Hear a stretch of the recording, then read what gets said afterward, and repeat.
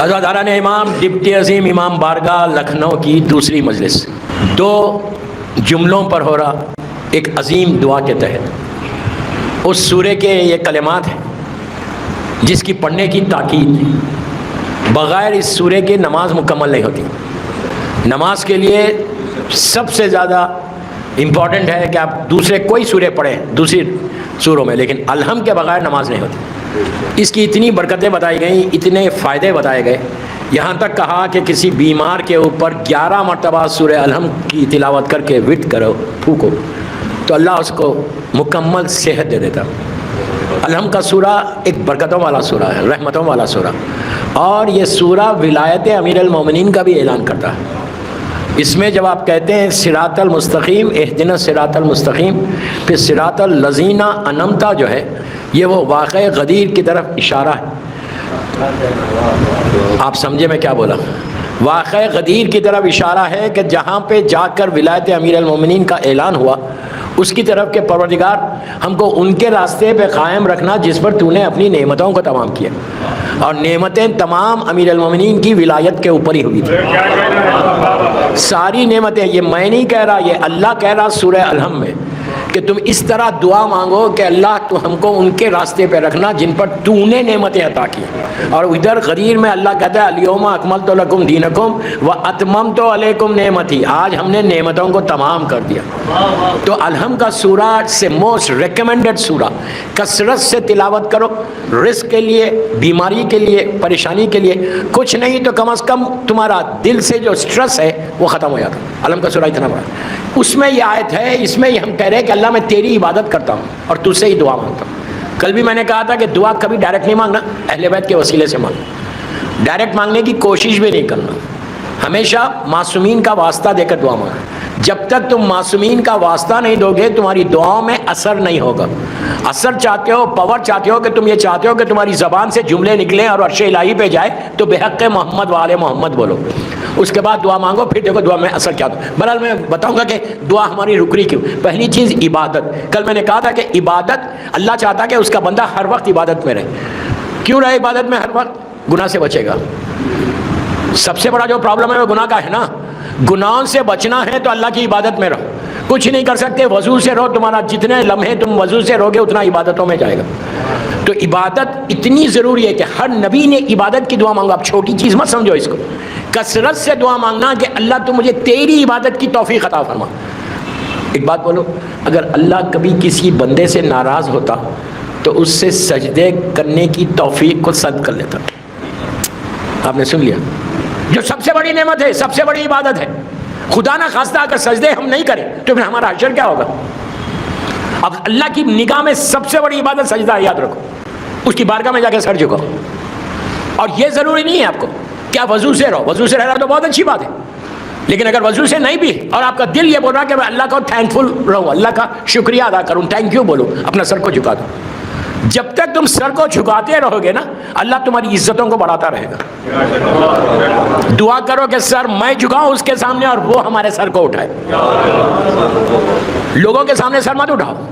سر کا اٹھانا غرور اور تکبر کی نشانی ہے کہ میں سر اٹھا کے چل رہا ہوں. مومن کی پہچان بتائی گئی کہ نگاہوں کو نیچے کر کے چلو، سر کو جھکا کے چلو. تو سجدے کے لیے کہا گیا خدا نہ خواستہ اگر اللہ ناراض ہو جائے. آپ یہ ذہن میں مت رکھو کہ مجھ سے نہیں ہوتا ناراض، میں بڑا نیک ہوں، یہ نکالو ذہنوں سے. سجدہ کی دعا ہر وقت کرتے رہنا، یہ عبادتوں کی معراج بتائی گئی. سجدہ، نماز کی معراج سجدہ ہے کہ جب تم جا کے نیچے اپنی پیشانی کو رکھ کے کہتے ہو سبحان ربی الاعلیٰ و بحمدہ، پھر تمہارا سر ایسا اٹھتا ہے. آپ دیکھو 2 سجدوں کے بیچ میں اللہ نے استغفار بھی رکھا. آہستہ سن رہے آپ؟ 2 سجدوں کے بیچ میں استغفار ہے. کیوں ہے؟ پہلا سجدہ شکر کا ہے، فوراً اٹھ کے معافی مانگو. پھر دوسرا سجدہ پھر شکر کا کرو کہ اللہ نے تم کو توفیق دے دی. عبادتوں کی توفیق مانگو کہ پروردگار تو مجھے عبادت کی توفیق عطا فرما. اور جب اس لیے کہ ہمارا دل بول رہا کہ میں آج رات میں شب نماز پڑھوں، میں نہیں پڑھتا. میرا دل بول رہا کہ میں کسی کی مدد کروں، میں نہیں کرتا. دل بول رہا میرا کہ میری خواہش ہو رہی کہ میں کوئی نیک کام کروں، مجھے توفیق ہی نہیں ہے. توفیق کی دعا مسلسل مانگنا کہ اللہ یو گیو می چانس، اللہ تو مجھے چانس دے کہ میں تیری عبادت کر سکوں. دوستو عبادت کے لیے اتنا آسان چیز رکھ دی اللہ نے کہ تم کو کچھ کرنے کی ضرورت ہی نہیں ہے. میں نے کل بولا تھا وہ جملہ نہیں بول رہا. مومن کو دیکھ کے مسکرانا عبادت ہے نا. کسی کو بھی کسی کے ساتھ بھی کوئی اچھا کام کرو وہ اللہ وہ عبادت میں کاؤنٹ کرتا. کیوں؟ کتنا کریم ہے کہ اللہ ہمارے گناہوں کو کاؤنٹ نہیں کر رہا, ہماری عبادتوں کو زیادہ کاؤنٹ کر رہا. کیوں؟ کہ عبادت کرتا جائے گا میرا بندہ نیک ہوتا جائے گا. وہ یہی چاہتا ہے کہ میرے بندے پہ میں کرم کرتے رہوں, رحم کرتے رہوں. وہ بہانے ڈھونڈ رہا اپنی رحمت کو نازل کرنے کے لیے کہ کہاں سے کیسے میں نازل کروں. اور یہ تو شکر ادا کرو کہ تم در اہل بیت سے وابستہ ہو, اس سے زیادہ رحمت تمہارے پاس آ رہی ہے. یہ شکر ادا کرو کہ دل میں محبت اہل بیت ہے جس کی وجہ سے رحمت تمہارے پاس آ رہی ہے. ہم نہیں کرتے شکر کرنا بھی عبادت ہے. دوستو عبادت افضل ترین چیزوں میں ایک چیز رکھی انسان میں اور جانور میں. کوئی جانور ایسا نہیں ہے کہ جس کی جو عبادت نہیں کرتا اس کے سامنے سر نہیں جھکاتا. جانور کو عقل نہیں لیکن سر جھکا رہے. اللہ نے ہم کو اشرف المخلوقات بنا پھر ہم سر نہیں جھکا رہے. کتنی افسوس کی بات ہے. عبادت کثرت سے کرو. کوئی پرابلم ہو, اگر میں پہلے نبی ادریس سے پہلے 2 باتیں اور بتاتا کہ اگر تم عبادت کثرت سے کرو نا تو اللہ تمہاری عزتوں کو بڑھاتا. پوری دنیا یہ چاہے کہ تمہاری عزت ختم ہو جائے لیکن اگر وہ چاہے تو تمہاری عزت ملتی اگر وہ تم عبادت کرو گے. دوسری چیز, مثال کے طور پہ کوئی لڑکی ہے یا کوئی لڑکا, اس کو جاب نہیں, وہ عبادت کرنے لگے. عبادت صرف میں بار بار بول رہا, صرف نماز عبادت نہیں ہے, 1000 چیزیں عبادت ہے. کثرت کے ساتھ عبادت کرنے والے کا اتنا اجر بتایا گیا کہ وہ جو مانگے گا اللہ اس کی دعا کو پورا کرے گا. جو مانگے گا. اگر تم عبادت میں تمہارا شوق ہے, میں یہی بولتا ہوں یوتھ کو کہ اپنا شوق عبادت میں پیدا کرو. پر آپ دن بھر میں آدھا گھنٹہ عبادت کرتے ہوں گے, 17 رکعت نماز پڑھتے ہیں, ایک آدھا گھنٹہ اور بڑھا لو, 10 منٹ اور بڑھا لو, ہر روز 5 منٹ بڑھاؤ تو تمہاری عبادت بڑھتی جاتی ہے. جب تمہاری عبادت بڑھتی جا رہی ہے نا, کچھ نہیں کر سکتے صرف تسبیح پڑھو بیٹھ کے, یہ بھی عبادت ہے. کچھ نہیں پڑھ سکتے صلوات پڑھتے رہو, یہ بھی عبادت. کچھ نہیں کر سکتے استغفار کرتے رہو. کچھ نہیں کر سکتے ماں کے چہرے کو دیکھتے رہو, ماں باپ کے چہرے کو دیکھتے رہو, مومن کو دیکھتے رہو.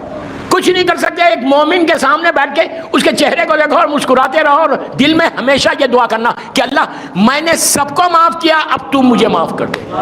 بہت ڈیفیکلٹ ہے, اٹس ویری ڈیفیکلٹ کسی کو معاف کرنا. کل کی مجلس یاد ہے آپ کو, میں اس پہ بات نہیں کر رہا, میں بتا رہا آپ کو. صرف میں ہمیشہ کہتا ہوں کہ جب تسبیح بی بی زہرا پڑھو تو اپنے ہاتھ پہ پڑھو. خاموش ہو گئے. ریزن کیا, کیوں بول رہا ہوں میں؟ خاک شفا پہ پڑھو. خاک شفا کی تسبیح بیسٹ ہے, اس لیے کہ جب تم خاک شفا پہ اللہ کی عبادت کرتے, تسبیح پڑھتے, اللہ اکبر بولتے, تو خاک شفا بھی اللہ اکبر بولتے. خاک شفا کی یہ فضیلت ہے. تو یہ پلاسٹک کے میں منع نہیں کر رہا, پلیز غلط مت سمجھو, آپ پڑھ سکتے ہیں, کوئی واجب نہیں ہے. میں صرف آپ کو بتا رہا ہوں عبادت میں شوق اور ثواب زیادہ لینے کے لیے. ہر آدمی چاہتا نا کہ مجھے ایک چھوٹا کام کرو ثواب زیادہ ملے, تو یہ پلاسٹک کے دانوں پہ کچھ ملنے والا نہیں. اس سے بہتر کیا ہے؟ 2 فائدے بتا دو. سجدے کا ہاتھ میں اٹھا لو اور اس پہ پڑھو اللہ اکبر اللہ اکبر, اللہ ہاتھ میں رکھے, خاکی شفا ہے, وہ قبولیت بھی ہو جائے گی.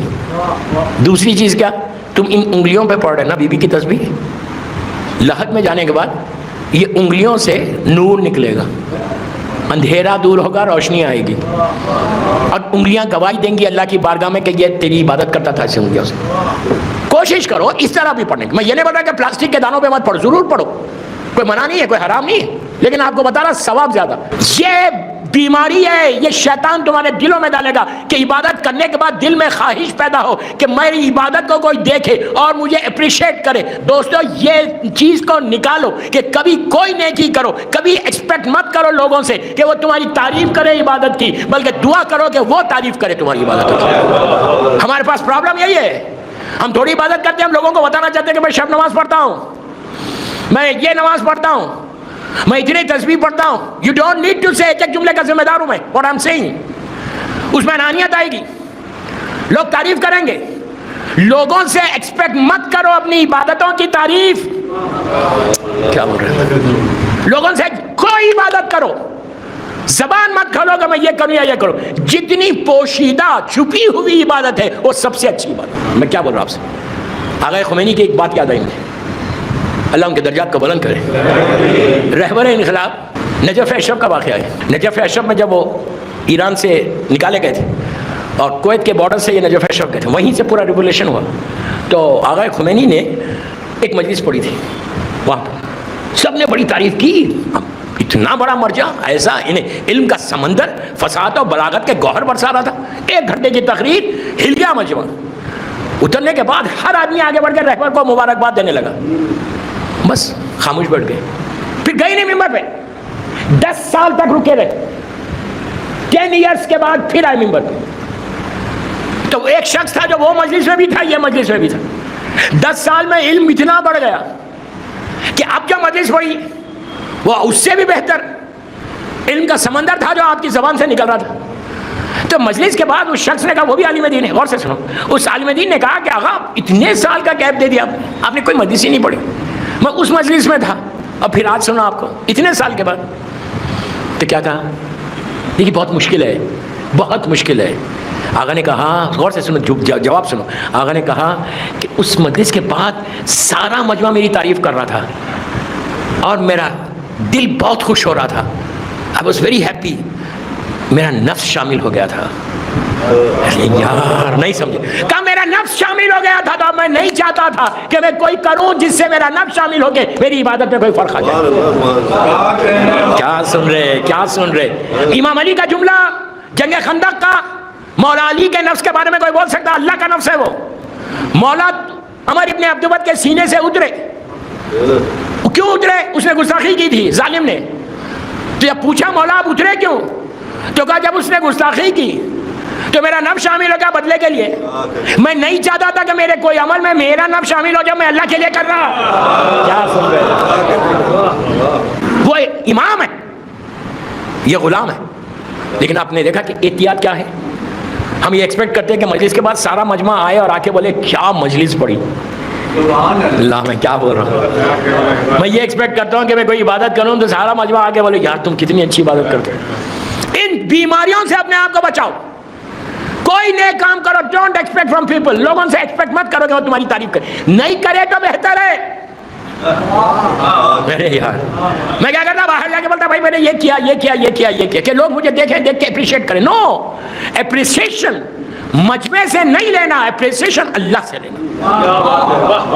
بہت ڈیفیکلٹ ہے, بہت ڈیفیکلٹ ہے, لیکن you can do it, you can do it. میں نے رہبر کا واقعہ اس لیے سنا. ہم کو کیا دعا کرنا ہے کہ پروردگار جب موت آئے خاتمہ ایمان پر ہو. یہ سب سے بڑی دعا یاد رکھو کہ خاتمہ اینڈ تمہارا ایمان پہ ہونا چاہیے. اگر اینڈ خدا نہ خواستہ ایمان پہ نہ ہونا تو پوری آپ کی زندگی ختم ہو گئی, پوری لائف ختم ہو گئی. اس لیے کہ گناہ کی کثرت تمہارے ایمان کو رخصت کر دے گی.